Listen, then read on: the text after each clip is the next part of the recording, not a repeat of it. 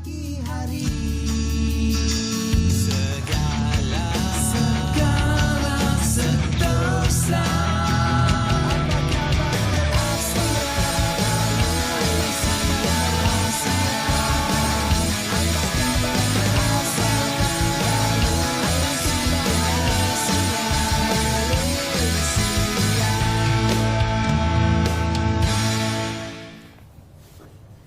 Assalamualaikum warahmatullahi wabarakatuh. Apa khabar Malaysia? Hari ini saya ditemani insan yang cukup cantik seperti bidadari ini. Wow, pagi-pagi dah puji. Lebih-lebih nak minta kena belanja breakfast kejap lagi. Betul. Okay. Hari ini adalah hari pertama selepas pembubaran Parlimen semalam seperti mana diumumkan oleh Yang Berhormat Perdana Menteri Malaysia Tan Sri Ismail Sabri Yaakob. Tidak ada yang berubahlah walaupun berlakunya pembubaran Parlimen. Urusan-urusan di pejabat kerajaan itu masih seperti biasa. Kalau ada urusan nak perlu ke pejabat kerajaan itu boleh lakukannya. Tidak ada apa-apa yang berubah sangat pun sebenarnya. Itulah jadi dengan pengumuman Perdana Menteri semalam di mana beliau telah mengumumkan pembubaran Parlimen, kita akan menantikan bilakah agaknya tarikh pilihan raya umumnya akan datang. Kena dilakukan dalam masa 60 hari yang akan datang ini. Ia selaras dengan perkara 55/4 Perlembagaan Persekutuan yang mana ia perlu dilaksanakan dalam masa 60 hari. Yang menariknya kerana Parlimen ini itulah teka-teki itu kan, dekat seminggu jugalah kita berteka-teki. Betul. Jadi ke tak jadi ke, jadi ke tak jadi ke. Akhirnya ternoktahlah semalam memang jadi seperti diumumkan bahawasanya 10 bulan 10 itu berlakunya pembubaran Parlimen dan ianya dilakukan selaras dengan perkara 40/2/B dan juga perkara 55/2 Perlembagaan Persekutuan berhubung tentang kuasa yang di-Pertuan Agong atas nasihat daripada Perdana Menteri Malaysia untuk membubarkan Parlimen. Dan kalau ikutkan asalnya tempoh 5 tahun itu bulan 6 tahun depan. Betul. Maksudnya lebih kurang 9 bulan awal. Berbaki 9 bulan lagi. Tetapi mungkin kerana kita inginkan mandat yang lebih kukuh daripada rakyat, jadi diawalkan pilihan raya pada tahun ini. Dalam keadaan ini juga apa yang menarik untuk kita kongsikan, salah satu nasihat yang diberikan dalam ucapan semalam oleh Perdana Menteri adalah mohon juga supaya negeri-negeri kecuali Sabah, Sarawak, Melaka dan juga Johor untuk selain pada negeri-negeri tersebut untuk membubarkan DUN juga. Tetapi kita nak semaklah adakah kesemua negeri-negeri yang tidak perlu untuk melakukan pembubaran Parlimen ini, pembubaran bagi peringkat Dewan Undangan Negeri akan melakukan. Kalau saya semak di sini, kalau Selangor itu memang tidak akan dibubarkan. Syari juga telah pun memaklumkan semalam bahawasanya DUN Selangor tidak akan dibubarkan dan hanya akan dibubarkan setelah cukup tempoh 5 tahun itu. Dalam masa yang sama juga negeri-negeri di bawah pentadbiran Perikatan Nasional khususnya yang ditadbir oleh Parti PAS juga menyatakan hasrat yang sama tetapi akan diputuskan hari ini. Betul. Walau bagaimanapun kita ada 2 kerusi yang kosong selepas kematian penyandangnya, iaitu di Parlimen Greek dan juga Parlimen Batu Sapi. Yang ini memang akan diadakan sekali lah dengan PRU yang akan datang ini. Cuma satu lagi, kalau ingatkan Sabah, DUN Sabah tidak akan dibubarkan kerana baru saja melakukan pilihan raya tidak silap pada tahun lepas. Dalam pada masa yang sama juga kita ada satu kekosongan di DUN Bergaya. Cuma sama ada yang akan dilakukan pada tarikh yang sama dengan pilihan raya umum ataupun tidak, ianya juga akan diputuskan oleh Suruhanjaya Pilihan Raya hari ini. Dalam masa terdekat difahamkan akan berlakunya perbincangan mesyuarat berkaitan tentang perkara ini. Dan bercakap soal negeri tadi, semua negeri-negeri di bawah pentadbiran Barisan Nasional akan dibubarkan juga. Betul. Itu selaras dikatakan oleh sendiri oleh Presiden dia semalam memaklumkan bahawasanya semua negeri-negeri di bawah pentadbiran Barisan Nasional yang memerlukan untuk melakukan pembubaran DUN akan dilakukan. Komitmen itu akan dilakukan dan kita nantikanlah kerana itu adalah kuasa di bawah Menteri Besar yang mana akan menasihati Sultan bagi negeri masing-masing untuk membubarkan. Yang penting perlukan perkenan daripada Sultan-Sultan negeri-negeri tersebut. Dan juga hari-hari penting antaranya adalah hari penamaan calon, hari undi awal dan juga hari pengundian itu sendiri akan ditetapkan oleh Suruhanjaya Pilihan Raya. Bercakap soal undi awal tadi, semalam telah pun dikeluarkan kenyataan daripada Suruhanjaya Pilihan Raya memaklumkan bahawasanya undi awal telah pun dibuka permohonan. Ada 2, kalau anda warga negara dan perlu untuk bekerja pada hari kejadian seperti pengamal media macam kita ni kan. Seperti kita kena buat pagi tu kan tak dapat nak pergi. Terutama sekali yang kena ke kampung. Jauh. Undi awal ni sebagai contoh seperti kita pengamal media dan juga daripada mereka pejabat awam, petugas-petugas SPR hari kejadian boleh untuk membuat permohonan akan melakukan undi awal secara manual dan dihantarkan terus kepada pejabat SPR yang terdekat. Dan bagi yang mereka berada di luar negara, anda juga punya hak untuk melakukan undi, maka boleh mendaftarkan secara dalam talian untuk mohon supaya dapat buat undi. Betul. Pada saya kiranya pilihan raya umum tahun ini lebih menarik kerana buat kali pertamanya anak-anak muda kita yang berumur 18 tahun akan berkesempatan untuk mengundi demi masa depan negara. Betul, sejumlah 58 juta pengundi automatik dan 18 akan menjalankan tanggungjawab mereka, tak termasuk lagi yang sedia ada. Betul? Saya dianggarkan lebih kurang 21 juta pengundi akan melakukan tanggungjawab mereka dan kita doakan dan kita harapkan supaya dipermudahkan. Dan jangan lupa buat semakan daftar pemilih mengundi di mana. Betul, pastikan di mana tempat membuang undi itu nanti pada hari pilihan raya. Betul, dan kita nak beralih pula seperti biasalah, kita nak semak cuaca ketika ini. Kita yang tak menentu, kejap hujan, kejap panas. Hujan juga ada sekejap kan. Jom kita saksikan dan seterusnya kita bersama dengan rakan setugas dari Bilik Berita. Silakan.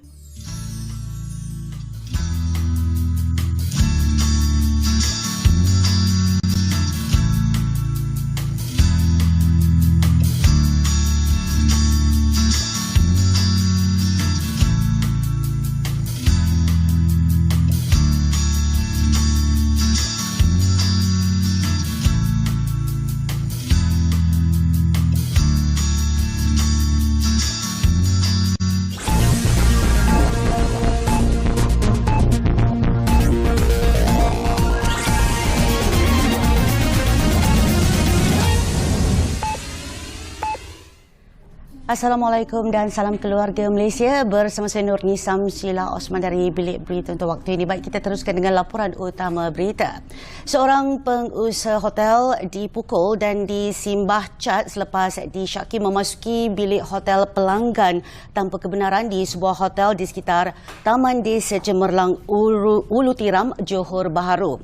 Ketua Polis Daerah Seri Alam, Superintendent Muhammad Suhaimi Ishak berkata pihaknya menerima laporan itu berhubung kejadian tersebut daripada mangsa lelaki warga emas berusia 62 tahun pada pukul 3.30 pagi semalam. Beliau berkata bertindak atas maklumat sepasukan polis dari Bahagian Siasatan Jenayah Ibu Pejabat Polis Daerah Seri Alam bersama Balai Polis Desa Cemerlang telah menahan seorang lelaki tempatan berusia 52 tahun di Jalan Tanjung, Taman Desa Cemerlang pada pukul 11.30 malam semalam. Hasil semakan mendapati salah seorang daripada 3 individu yang ditahan itu mempunyai 1 rekod jenayah, manakala 2 lagi tiada rekod jenayah lampau. Ketiga-tiga lelaki itu ditahan reman selama 4 hari bermula semalam hingga Khamis dan kes disiasat mengikut Seksyen 147 Kanun Keseksaan. Mangsa yang juga lelaki tempatan hanya mengalami cedera ringan. Terdahulu polis mengesan sebuah video tular berdurasi 1 minit 44 saat melalui aplikasi WhatsApp dengan memaparkan seorang lelaki tempatan dipukul dan disimbah cat. Rundingan antara Pakatan Harapan PH dengan Parti Ikatan Demokratik Malaysia Muda untuk bekerjasama dalam pilihan raya umum ke-15 masih berlangsung dan ada kemajuan. Pengerusi PH Datuk Seri Anwar Ibrahim berkata laporan media yang tular pada Isnin mendakwa PH menolak Muda adalah tidak benar. Boleh ulas dulu? Tak betul, tanya ni dah. Tak betul. Ada apa keputusan? Dah ada keputusan ke berkenaan tu? Dah, kita tengah runding dengan ada kemajuan. Beliau merangkap Presiden PKR berkata demikian selepas mesyuarat khas Majlis Pimpinan Pusat MPP di Ibu Pejabat Parti itu di Petaling Jaya, Selangor malam tadi.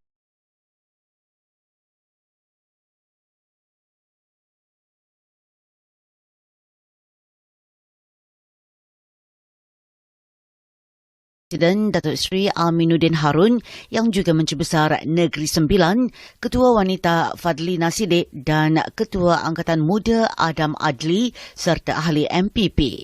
Sementara itu, Ketua Penerangan PKR Ahmad Fahmi Fazil berkata keputusan muktamad mengenai kerjasama PH dan Muda dijangka diperoleh seawal Rabu ini. Kita tak boleh nak sahkan.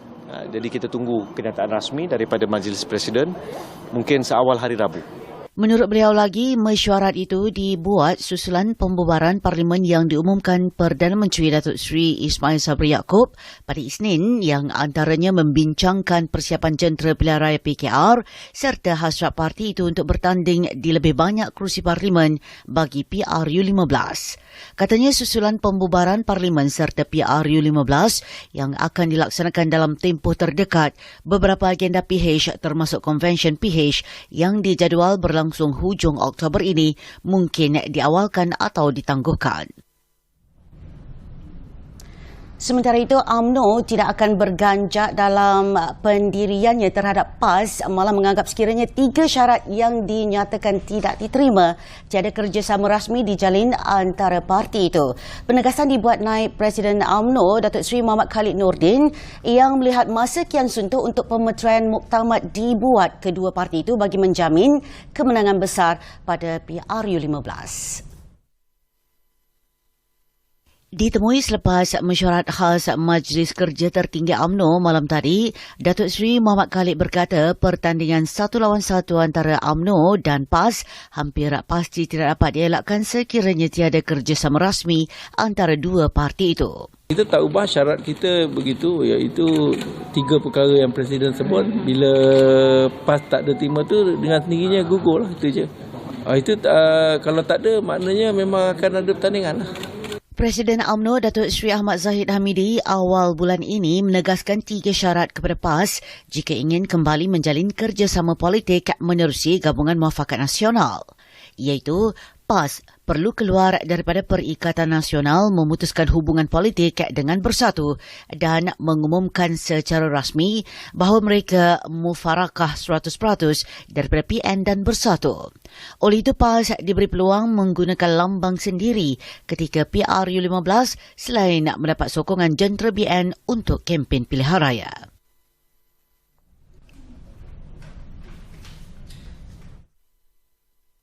Berita saya Nurni Samsila Osman. Assalamualaikum dan salam keluarga Malaysia.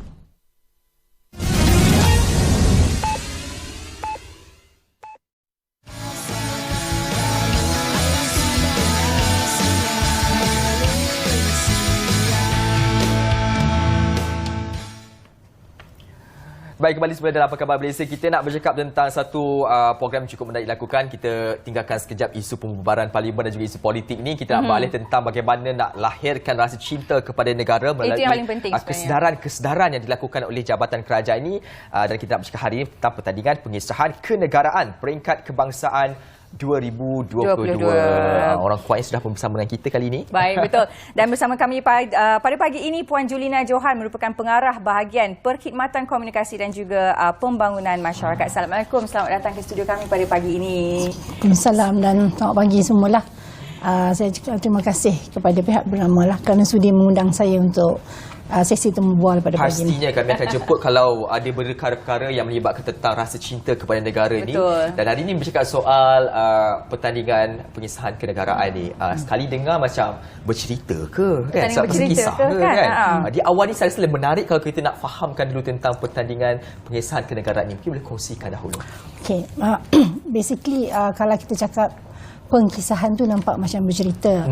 Okey, program ni merupakan program tahunan Jabatan Penerangan yang mana kita akan laksanakan secara tahunan, dan konsep dia kalau kita tahu penceritaan ataupun pengkisahan. Kalau dulu kita cakap penghibur lara lah. Tapi kali ini kita modernkan, kita cakap penceritaan, pengkisahan dengan gabungan elemen-elemen seni persembahan. Kat situ ada lakonan, situ ada drama, mungkin ada bermonolog dengan juga tarian. Lepas tu kita sokong pula dengan elemen-elemen audiovisual dengan juga paparan gambar-gambar yang sesuai dengan tajuk penceritaannya. Itulah kata orang tu basically apa yang dimaksudkan dengan program pengkisahan tu. Jadi pengkisahan tu dalam format video ataupun persembahan secara live macam mana? Okey, untuk makluman Fasha dengan juga apa namanya Ashraf, sebelum ni memang kita buat secara bersemuka. Tapi kita sedia maklum kan, bermakna bila berlakunya pandemik COVID-19, keadaan itu tak mengizinkan untuk kita laksanakan secara bersemuka. Jadi untuk tahun 2020 kita laksanakan secara atas talian. Tapi alhamdulillah dengan bermulanya fasa peralihan ke fasa endemik ni, kita bersyukurlah kita dapat laksanakan secara bersemuka. Yang mana kita dapat, yang ni kata orang tu impaknya lebih terasa. Betul. Bukan saja kepada peserta tapi juga kepada pihak yang melaksanakan program ini. Jadi lebih seronok lah sebenarnya kan bila kita ada acara-acara seperti ini bila diadakan secara bersemuka, secara fizikal. Ini memang minat Pasha sebenarnya. Betul. Baik, setiap kali penganjuran pertandingan pengisahan kenegaraan ni pastinya ada tema dan juga objektif yang tersendiri. Mungkin Puan boleh ceritakan pada kita tahun ini apakah tema untuk kalau pertandingan? kita sentuh pasal tema, dia tak lari daripada tema kita, tema Hari Kebangsaan yang baru kita celebrate hari itu, bermakna keluarga Malaysia teguh bersama. Kalau kita tengok teguh bersama tu memang sinonim dengan keadaan yang kita lalui 2 tahun sebelum ni. Kita melalui fasa fasa pandemik COVID-19 yang mana kita minta dengan pemilihan teguh bersama ni kita nak menggalakkan bermakna generasi muda tu menghargai apa yang generasi sebelum terlalu dan apa yang kita akan lalui yang akan datang. That's why pemilihan keluarga Malaysia teguh bersama tu kita pilih untuk pertandingan perkisahan pada kali inilah. Sangat signifikan sebenarnya. Bercakap tentang tema tadi yang menarik itu kan. Bagaimana dia merangkumi 2 fasa sebelum dan pada masa depan 3 fasa sebenarnya. Dan pastinya tajuk-tajuk itu juga menjadikan perhatian utama dalam penganjuran kali ini. Apakah tajuk-tajuk untuk tahun ini? Okey, sebelum kita cerita pasal tajuk dia, kita kena imbas kembali kenapa tema tu kita pilih. So salah satu sebab ni kita nakkan generasi muda ni faham tentang bagaimana jerit-peritnya tokoh-tokoh kemerdekaan tu memperjuangkan kemerdekaan. Itu yang pertama. Lepas tu yang kedua, kita nak diorang menghargai pengorbanannya. So bila kita beralih kepada topik ataupun tajuk yang dipilih, dia tak lari daripada apa yang kita perjuangkan pada peringkat awal. Definitely dia akan bangkitkan tentang tokoh kemerdekaan, pejuang kemerdekaan. Ambil contoh, kita mungkin akan sebahagian daripada peserta akan membicarakan tentang tokoh-tokoh yang kita tak kenal. Ambil contoh Datuk Bahaman. Tak semua orang tahu Datuk Dol Said yang telah kata orang tu merupakan pahlawan yang begitu sinonim kita relatekan dengan pahlawan Melaka yang berperang dalam perang Nani. So definitely pemilihan topik-topik yang dipilih itu related dengan tokoh-tokoh pejuang negara, tokoh-tokoh yang membangunkan negara dan peristiwa-peristiwa penting yang relate dengan negara. Contohnya 13 Mei. Benda-benda tu yang kita akan ketengahkan dalam pemilihan topik dia. Baik. Jadi memang tajuk-tajuk yang dipilih untuk pertandingan ini memang fokusnya pada sejarah ataupun mungkin sebab topik dia kenegaraan kan sebenarnya. Jadi sebenarnya banyak orang kata unsur-unsur lain yang boleh diterapkan dalam pengkisahan ni. Jadi macam mana unsur-unsur lain macam saya nyatakan tadi sebelum ni, kita selain daripada kita cerita pasal tokoh, kita juga cerita pasal sejarah yang berlaku kepada negara. Dan daripada sejarah tu kita relatekan juga, kita sokong unsur-unsur yang kita sokong tu mungkin melalui audio ataupun visual yang kita paparkan. So kalau kita harapkan seni persembahan semata-mata, dia akan jadi macam agak kaku kat situ. Jadi untuk kata orang tu menceriakan ataupun tidak menghidupkan pengkisahan tu dan kita taruhkan elemen-elemen seni persembahan tu dengan audio visual dengan paparan yang itu yang sesuai. menariknya. Itu yang itu akan kalau penonton sendiri pun akan tengok, akan memukau macam seolah macam tengok mini theater lah. Betul. Baik. Betul. Dalam konteks ini juga saya pekan ni peringkat kebangsaan. Pastinya sebelum peringkat kebangsaan dia ada lalu fasa sebelum ni kan. Peringkat ini mungkin boleh kongsikan tentang pelaksanaannya. Sebenarnya untuk makluman Ashraf dengan juga Fasha, pengkisahan ni kita buka kepada 15 negeri yang ada. So penyertaan tu kita mula dengan negeri dululah. So saringan tu dibawa kepada Ibu Pejabat dan kita telah saring. Saringan tu kita dah buat pada bulan lepas 27 September yang lalu.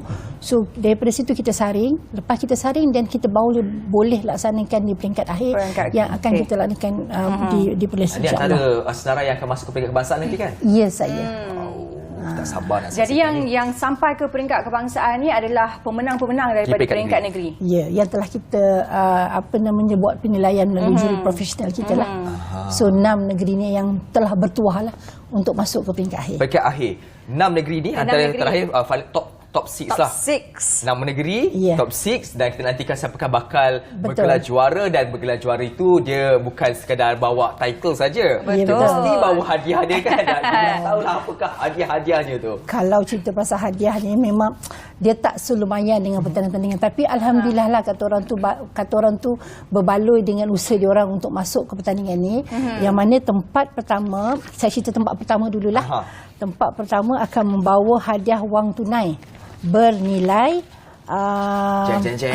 RM6,000. Oh, Wow, lumayan Besar tu. besar. RM6,000 berserta dengan piala pusingan.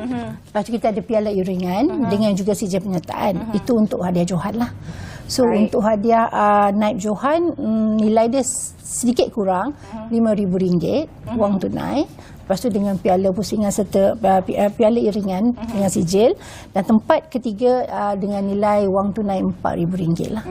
Dan bagi sagu hati kedudukan daripada keempat hingga keenam, dia orang akan membawa pulang wang tunai RM2,000 dengan piala iringan dan juga sijil penyertaan. Baik, jadi walaupun tak memenangi tempat pertama pun, tapi kesemua 6 finalis tu akan membawa Diberikan pulang ganjarannya. adalah ada ganjarannya. Tak bawa tangan kosong lah. Balik ada tu. Betul. Masuk pertandingan.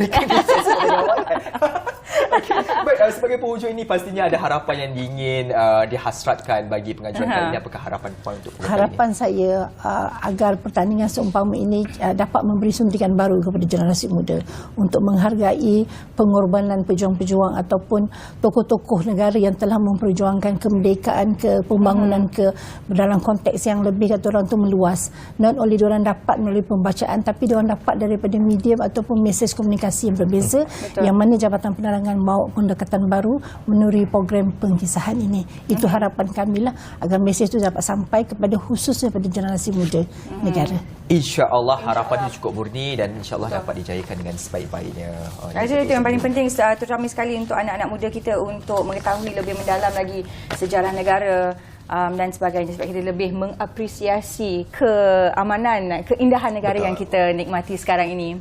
Baik, kita ucapkan terima kasih kepada Puan Julina Johan sudi bersama kami untuk kita bercakap berkenaan pertandingan pengisahan kenegaraan peringkat kebangsaan 2022. Baik, selepas ini kita nak bersama dengan abang beruniform. Wow.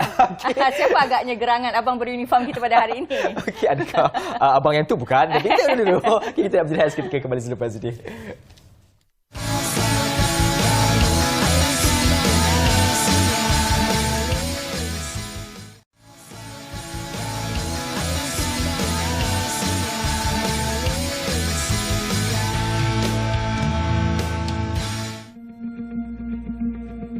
Mengetahui bahawa terdapat peningkatan yang ketara dalam kes penyakit mental dan bunuh diri sejak kebelakangan ini. Ia sering dikaitkan dengan masalah kesihatan mental yang semakin terjejas akibat gaya hidup dan kemajuan dunia masa kini yang banyak menimbulkan tekanan pada seseorang individu. Hasil kajian tinjauan kesihatan dan morbiditi kebangsaan 2015 mendapati 29.2% rakyat Malaysia mengalami tekanan atau masalah kesihatan mental. Walaupun terdapat kesedaran yang lebih di kalangan masyarakat dan liputan media massa berbanding dahulu mengenai kesihatan mental, namun kita harus akui usaha untuk mempromosi kesihatan mental ini masih lagi belum mencukupi. Ramai lagi yang masih keberatan untuk bercakap mengenai kesihatan mental, apatah lagi mendapatkan rawatan atau berjumpa pakar psikiatri. Stigma yang mendalam terhadap rawatan psikiatri masih lagi belum dapat dihapuskan sepenuhnya dalam kalangan masyarakat kita. Ini menyebabkan mereka lambat mendapatkan rawatan serta menyebabkan penyakit menjadi sukar untuk dirawat atau bertambah teruk. Justru itu, 10 Oktober setiap tahun disambut sebagai Hari Kesihatan Mental Sedunia yang telah diperkenalkan oleh World Federation of Mental Health sebagai tanda sokongan dalam memperkukuhkan polisi dan dasar berkaitan kesihatan mental. Sambutan Hari Kesihatan Mental Sedunia 2022 memberi fokus kepada tema menjadikan kesihatan mental dan kesejahteraan untuk semua sebagai keutamaan global. Tema ini bertujuan untuk mengetengahkan pelbagai isu dan kesan kesihatan mental akibat pandemik COVID-19 yang mungkin bertahan lebih lama daripada wabak itu sendiri. Selain itu, untuk mengambil tindakan memperbaiki ketidaksamaan yang ketara kepada masyarakat terdedah oleh wabak itu, termasuk ketidaksamaan dalam akses kepada perkhidmatan kesihatan mental. Ingat, anda tidak kesorangan.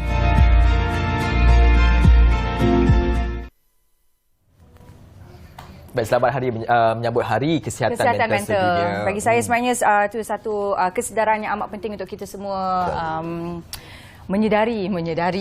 Sebenarnya itulah, kalau kita ada apa-apa masalah kegusaran, ketekanan ke apa-apa, kan sebenarnya boleh kita dapatkan nasihat daripada pakar rawatan, daripada klinik kesihatan yang berdekatan. Jangan keseorangan, jangan berseorangan. Itu yang penting.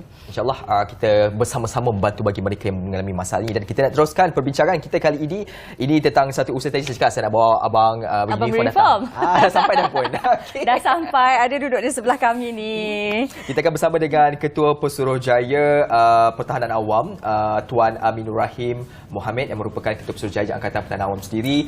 Hari ini kita bercakap tentang APM menuju dekad Platinum 2022-2032. 30 betul lah, sebab 10 tahun kan dekad. 10 tahun dekad. Tapi ni dekad Platinum maknanya 70 tahun Angkatan Pertahanan Awam. Jadi kita semua tahu APM ni merupakan salah sebuah agensi penyelamat dan juga pengurusan sama 70 tahun ni. Jadi mungkin boleh ceritakan sedikit latar belakang sambutan dekad Platinum 2022-2032. Alhamdulillah, terima kasih Pak Syah dan juga Ashraf. Sebenarnya seperti mana kita sedia maklum, Pertahanan Awam ini telah pun tertubuh sejak tahun 1952. Daripada tahun 1952 sehinggalah sekarang, maka umur dia dah 70 tahun. Sebelum merdeka lagi dah ada. Ya, sebelum merdeka lagi kita dah ada. Dia sebenarnya ditubuhkan pada tahun 1938 oleh British, tetapi aktanya diwujudkan pada tahun 1991 dan Pertahanan Awam itu sendiri ada pada tahun 1952. Jadi sepanjang tempoh tersebut kita dah 7 dekad, dan pada kali ini kita menetapkan dekad Platinum. Jadi itulah yang kita nak sambut pada esok hari. InsyaAllah akan dirasmikan oleh Yang Amat Berhormat Perdana Menteri sendiri, insyaAllah. InsyaAllah. Pastinya bercakap tentang baju biru ni kan, ni sangat sinonim, kalau hujung tahun lagilah sinonim. Bagaimana kebadan mereka sangat-sangat penting. Kadang-kadang nak ambil kucing sangkut kat atas pun panggil mereka juga. Betul. Okay. Untuk dekad ini pastinya banyak aktiviti-aktiviti menarik yang akan diajukan. Mungkin boleh kongsikan kepada kita apakah aktiviti? Okey, sebenarnya dekad ini memang kita membuat satu lagi penjenamaan supaya setiap agensi ataupun setiap anggota yang ada dalam APM itu mempunyai hala tuju yang seragam. Jadi dalam tempoh 10 tahun kita akan meletakkan sasaran-sasaran yang kita ambil daripada Sendai Framework di Japan, dan kita akan targetkan hingga 2032. Dan pada esok hari kita akan ada anugerah tokoh, kita akan ada anugerah warga cemerlang. Kita ada juga buat pertandingan video terhebat dan sebagainya lah. Yang itu memang kita ada buat, insyaAllah. Dan dia ada 2 sesi. Sebelah pagi itu kita ada penyampaian watikah, dan juga kita ada pemberian pingat. Dan seterusnya pada sebelah petang yang akan dirasmikan oleh YAB Perdana Menteri sendiri pada sebelah petang pukul 8.30 malam, insyaAllah. Baik, mungkin Tuan boleh ceritakan sikit dalam dekad Platinum ni, mungkin antara sasaran yang diharapkan oleh APM. Okey, sasaran yang memang kita letakkan ini, sasaran biasanya memang akan dibuat oleh kebanyakan civil defence antarabangsa. Sebab dalam Sendai Framework tu kita ada 7 sasaran. Yang pertama kita merujuk kepada, dipecah kepada 2, 4 mengurangkan, 3 meningkatkan. Yang mengurangkan tu kita yang pertama sekali memanglah mengurangkan kemalangan jiwa lah. Kita kalau boleh nak elakkan berlaku kemalangan jiwa macam yang tahun lepas, banjir kan ada sampai 50 lebih kemalangan jiwa. Jadi kita hasrat sepanjang 10 tahun ini kita akan ada usaha-usaha yang mengurangkan kemalangan jiwa. Itu yang pertama. Yang kedua, kita mengurangkan kerugian ekonomi. Kerugian ekonomi ni kita tahulah, kadang-kadang terlupa nak tarik lembu pun kita dah tahu dah bahawa dia akan banjir. Tetapi ada kelemahan di sana sini, anggota ataupun masyarakat tak gerakkan kita punya harta benda, kenderaan kita contoh. Kita dah tahu kawasan itu hotspot, kita tak gerakkan. Jadi itu kesedaran-kesedaran itu kita akan tekankan. Dan yang ketiga, kita akan letakkan juga sebagai sasaran untuk memastikan harta benda orang awam tidak orang kata terjejas dengan teruk. Dan ada lagi yang 3 untuk kita meningkatkan, ialah menunjukkan kepada daya tahan penduduk. Maknanya kita dah tahu bahawa kita mempunyai suasana yang memang selalunya berlaku di satu-satu tempat, Jadi kita akan berikan pengajaran atau berikan taklimat, berikan latihan. Kami bersama-sama dengan SIDET, banyak kita bersama-sama dengan mereka di sepanjang tahun. Ya. Kita juga bekerjasama dengan Petronas. Kita panggil satu program CBDRM. Ya. Maknanya kita mendekati komuniti bagaimana kita nak memberikan pengajaran atau memberikan latihan untuk menyelamatkan diri ketika banjir dan sebagainya. Itu daya tahan yang kita boleh berikan. Yang kedua, kita akan adakan jalinan kerjasama dengan semua masyarakat kita lah. Ya. Dan yang ini contoh kalau katakan kalau kita lihat apa yang ada tu, kita memang buat latihan tu dengan masyarakat, dengan anggota-anggota penyelamat yang lain. Kita memang ada buat latihan. Dan yang ketiga, kita kena pastikan bahawa data-data yang kita ada, data-data yang agensi-agensi lain ada, boleh dikongsikan bersama. Contoh kalau katakan kita tahu aliran puing. Ya, aliran puing ini adalah bahan-bahan ataupun bongkah-bongkah kayu. Contoh katakan kita lihat di Iboi, ya, di Kedah tu kan, di Baling tu. Dia batu, kayu, pasir, air apa semua. Itu yang dia melanggar bangunan. Jadi di situ kita perlukan data daripada MAD, daripada jabatan-jabatan yang berkenaan. Jadi bila kita dapat bersama-sama, kita akan dapat terus pergi ke tempat dengan segera dan memastikan masyarakat di situ dapat diselamatkan dengan lebih teratur. Jadi sebenarnya kerjasama antara semua jabatan-jabatan dan juga agensi-agensi kerajaan adalah amat penting untuk kita pastikan keselamatan rakyat, terutamanya dalam kes-kes bencana, usaha-usaha menyelamatkan. Tapi sebenarnya yang penting, kalau boleh kita tak naklah perlu untuk kita menyelamatkan. Betul. Adalah lebih baik untuk kita mencegah. Jadi kita kurangkan risiko. Betul. Saya terleka tengok VT tu. Betul. Betapa jitunya mereka ni, ikhlas mereka ni turun ke lapangan membantu mereka yang memerlukan, dan saya kira pengorbanan mereka ni memang hebatlah. Tak berbelah bahagi. Antara perkhidmatan yang pada saya rasanya tak boleh dibalas. Betul. Jasa kadang-kadang mereka pun rumah mereka pun terkesan, tetapi mereka terus juga membantu masyarakat. Rumah mereka kemudian masyarakat yang lebih awal lah. Betul. Kalau dia tanggungjawab demi negara. Kita lakukan betul demi kita masyarakat. Dalam masa ini juga saya nak bertanya berkaitan tentang Platinum APM ini atau dekat Platinum APM ini sendiri, persiapannya bagaimana setakat ini? Alhamdulillah. Semalam pun saya lihat sendiri di tempatnya, Bangi Avenue Convention Center, dan saya nampak semua dah prepare lah. Dan kita yakin sambutan pun akan lebih meriah pada kali ini. Sebab ini adalah julung-julung kalinya kita buat. Ya. Dan pada awalnya memang kita menjemput semua ahli parlimen pada awalnya. Namun kita tengoklah keadaan berapa yang tampil. Ya. Jadi kita tak ada masalah yang itu sebab kita memang ada agenda-agenda yang memang kita telah aturkan. InsyaAllah dianya dijangka akan begitu memberikan satu impak kepada warga terutamanya. Sebab untuk pengetahuan, APM ini dia ada banyak peringkat. Kita ada bersekutu, kita ada kehormat, kita ada anggota tetap, kita ada sukarelawan. Dan kita juga sampai ke peringkat yang paling rendah, iaitu sekolah rendah, kita panggil TUSPA, Tunas Pertahanan Awam. Jadi kita jemput juga ya kanak-kanak sekolah rendah, kita bawa kepada convention kita ataupun majlis kita ini supaya mendedahkan mereka bahawa ini adalah satu angkatan pertahanan awam yang memang kita telah wujud sejak 1952 lagi. Ini satu usaha yang cukup murni. Betul. Tadi esok di mana sambutan sebenarnya? Bangi Avenue Convention Center. Agak-agak dalam berapa ramai anggaran jemputan ataupun kita sediakan 2,000 tempat lah. 2,000 tempat, dan kita faham kita pun tempat tu memang kita khususkan kepada warga sahaja. Kita tak jemput orang awam, kecuali media lah. Media kalau kita tak jemput rugilah kan. Betul. Nanti Pasha dengan Ashraf tak nampak merajuk pula kan. Jadi yang tu kita media memang kita jemput, dan juga kita jemput sidet-sidet yang kita ada RTM, kita ada FAMA, kita ada Felda. Yang itu kita panggil Civil Defence Emergency Response Team yang memang ada dalam sebagai warga APM.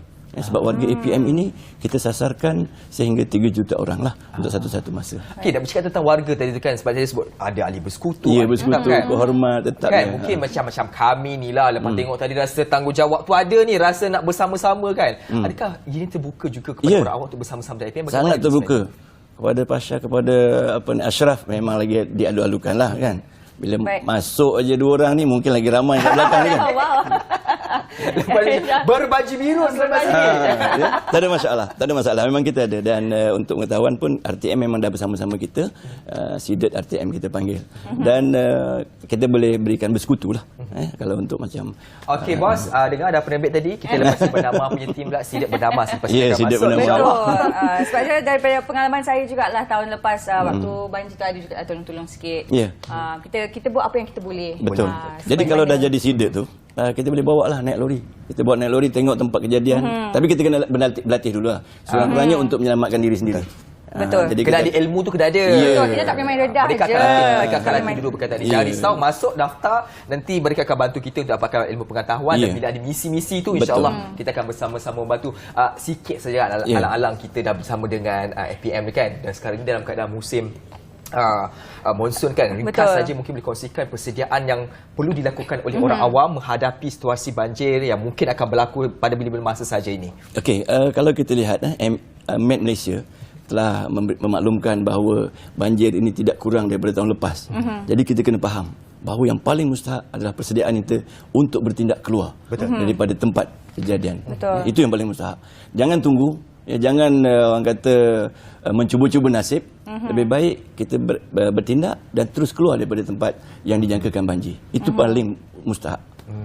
Itulah dia. Jadi bila dah dapat amaran untuk beredar daripada kawasan itu, Tolonglah terus beredar. Jadi kita mudahkan juga kerja bagi semua pihak yang ada. Ringkas saja juga di hujung ini harapan akhir untuk program yang akan dilaksanakan tidak lama lagi berkaitan tentang Dekad Platinum ini. Okey, harapan akhir ataupun harapan yang paling mustahak kepada Dekad Platinum ini adalah untuk mengangkat pertahanan awam ini kepada satu pasadah yang lebih tinggi dan supaya ianya dapat mengajak ataupun membawa rakyat supaya bersama-sama mengenal apa itu pertahanan awam dan bersama-sama untuk bertindak sebagai pertahanan awam. Sebab kita punya tema untuk fasa pertama ini, sebab dia 10 tahun kan fasa pertama ini, kitalah keluarga Malaysia, kitalah pertahanan awam. Jadi semua kita jemput untuk menjadi pertahanan awam. Baik, insya-Allah saya akan berdaftar selepas ini. Kita akan buat satu tim kita ni bernama punya tim tadi kan. Nanti kita akan tengok Ashraf pula beruniform biru. Ya. Silakan. Dia biru dan nanti tukar warna biru tu pula. Okey. Terima kasih banyak kepada Ketua Pesuruhjaya Angkatan Pertahanan Awam Malaysia iaitu Tuan Aminur Rahim Mohammed atas perkongsian cukup baik ini. Selepas ini kita nak berterihat dan ada lagi cerita menarik bersempena dengan satu karnival ini dah menjelajah 10 ni kali ke-11 pula. Ya. Tahu apa semuanya selepas ini.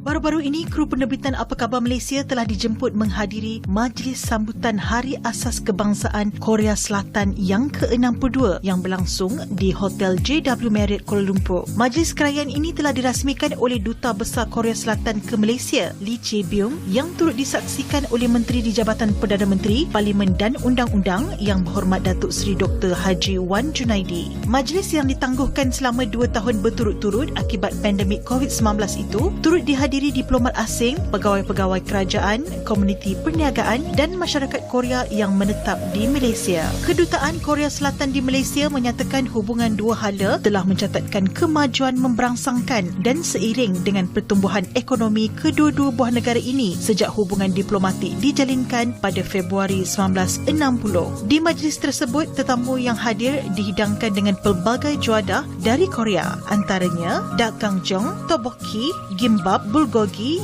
dan kimchi.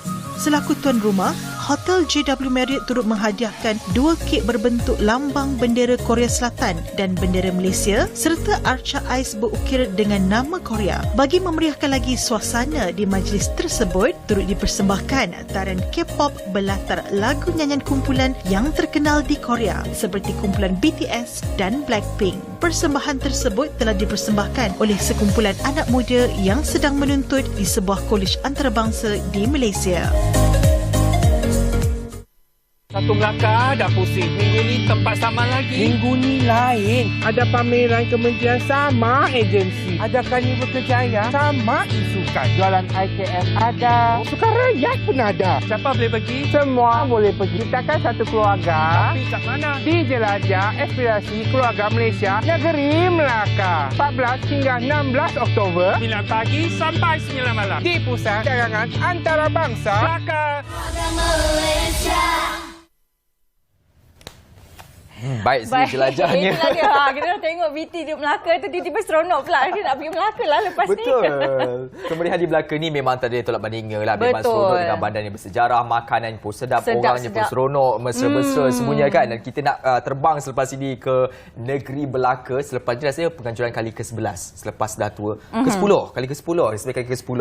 Jelajah aspirasi keluarga Malaysia. Negeri Melaka, dan kita nak bercakap dengan individu yang akan menjadi tujuan belakang bagi program yang akan dilaksanakan ini bersama dengan Puan Rosmahwati Ishak, Timbalan Ketua Pengarah Strategik Jabatan Kebajikan Masyarakat, Kementerian Pembangunan Wanita, Keluarga dan Masyarakat. Assalamualaikum Puan. Waalaikumsalam Ashraf, Fasha. Dia tersenyum, Puan tersenyum tengok telatak kita dari tadi. Manis sangat. Okay, kita nak bercakap tentang JAKM Negeri Melaka ini. Sebelum ni di Negeri Sembilan dan kali ini turun ke Melaka, turun bawah sikit kan ke Melaka. Dan kita nak bercakap bagaimana sambutan ketika ini dan konsep cuba dibawakan sebenarnya untuk JAKM ini, Puan. Okey, konsep yang dibawakan pada kali ini adalah mengimarahkan kasih keluarga Malaysia, ya, di mana konsep ini bertunjangkan kepada aspirasi keluarga Malaysia itu sendiri, yang mana kita menekankan kepada 5 elemen utama. Kasih akronim kepada K adalah kasih sayang, A adalah akhlak yang mencerminkan pribadi mulia, dan seterusnya S adalah sihat, sihat fizikal, mental, dan seterusnya I adalah ilmu, dan juga akhir sekali H adalah harmoni. Di konsep ini kita akan yang cuba untuk ditonjolkan akan memastikan bahawa semua golongan masyarakat akan dapat menghayati objektif aspirasi keluarga Malaysia itu sendiri.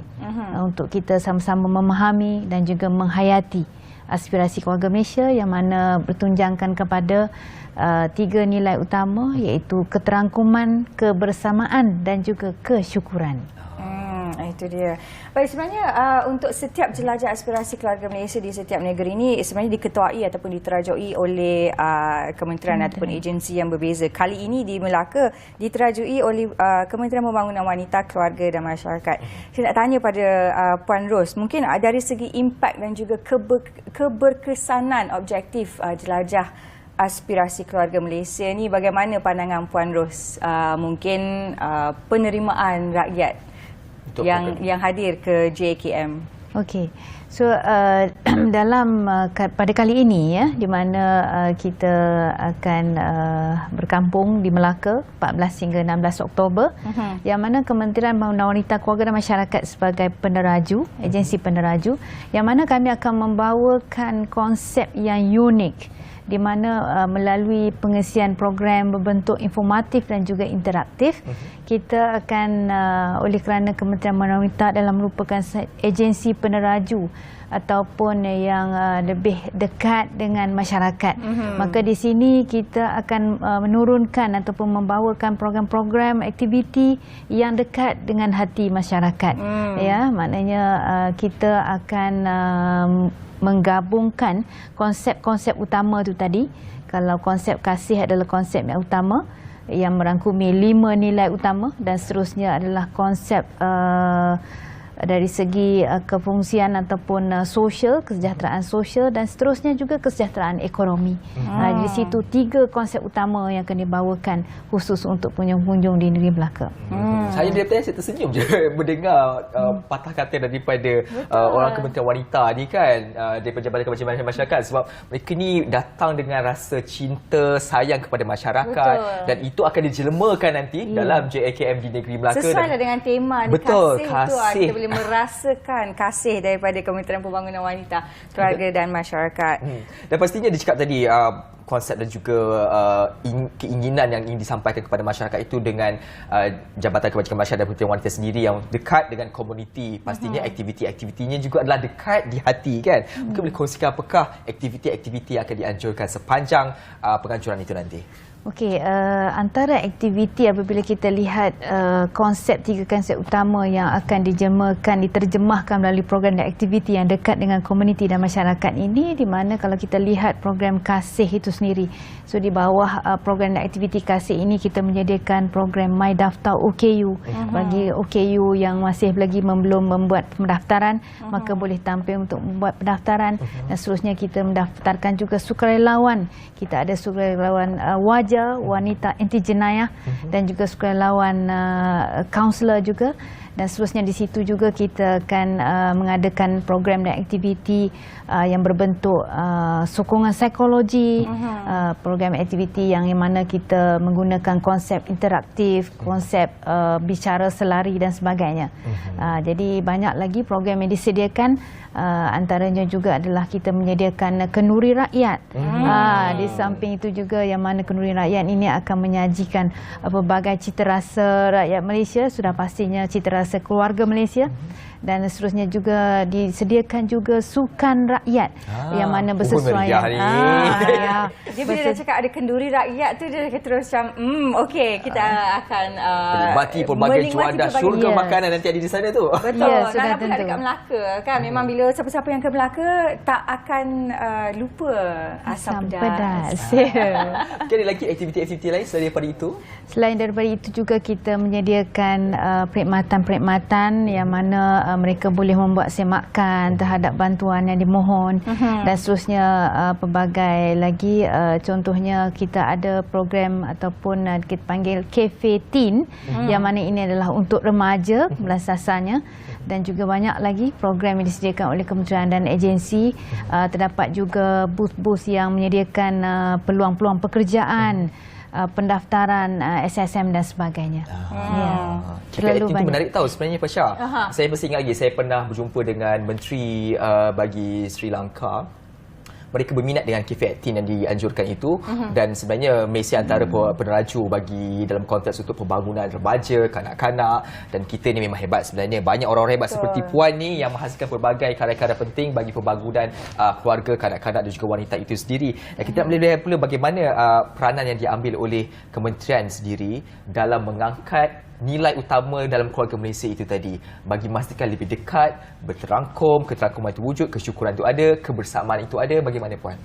Okey, dari segi nilai itu kan, kita lihat kementerian ini sudah pasti kementerian yang sangat hampir dengan masyarakat dan komuniti.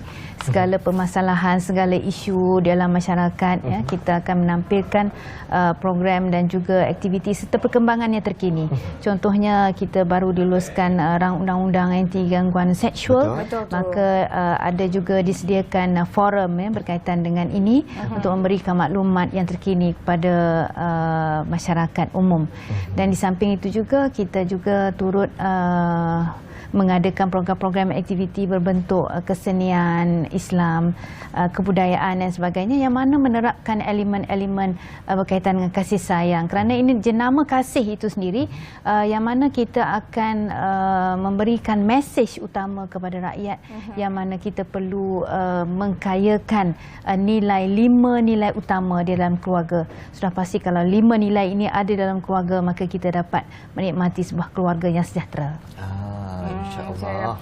Jadi antara usaha-usaha yang dijalankan oleh kementerian untuk lebih dekat pada rakyat, terutamanya rasanya bila kita bercakap pasal Kementerian Pembangunan Wanita, Keluarga dan Masyarakat, memang tak larilah daripada kita bila kita bercakap tentang keharmonian sesebuah keluarga itu. Jadi dalam keluarga Malaysia itu sendiri, mungkin apa boleh ceritakan antara usaha-usaha yang dilakukan oleh kementerian untuk kita nak wujudkan lagi keharmonian antara satu sama lain?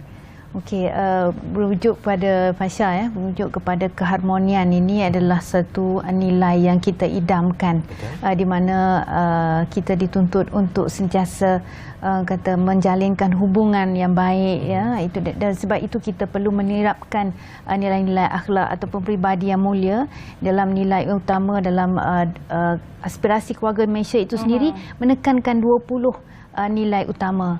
Jadi mana kita memetik 5 nilai ini, yang mana kalau sekiranya ada kombinasi 5 nilai ini tadi, maka kita dapat memupuk satu keluarga yang harmoni.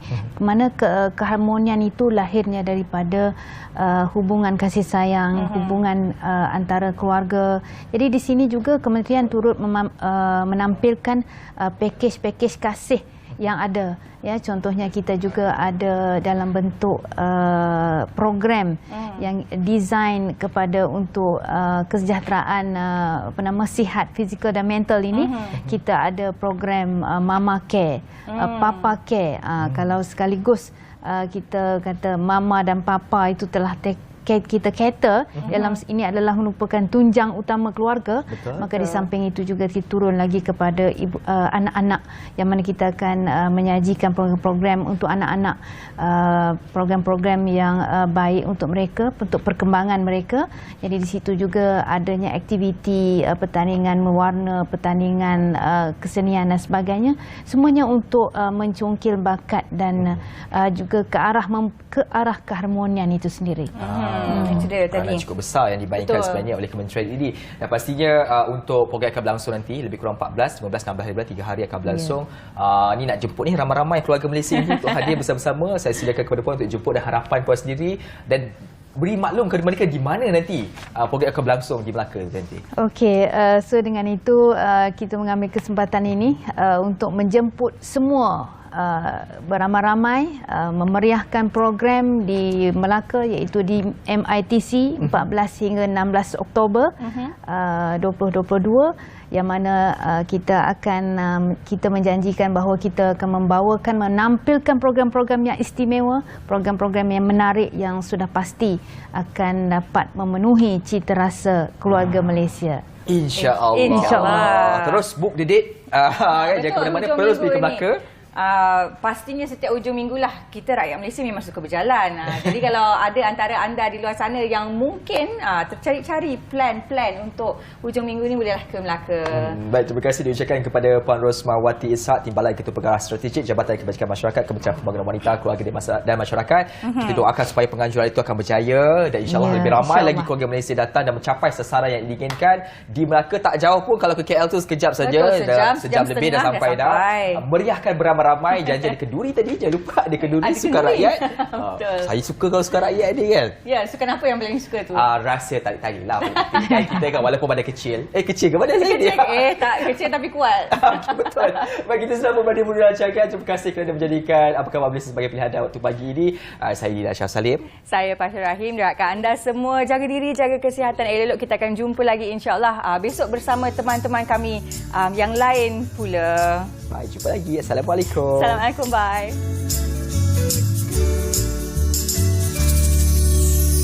Senyum segar di pagi.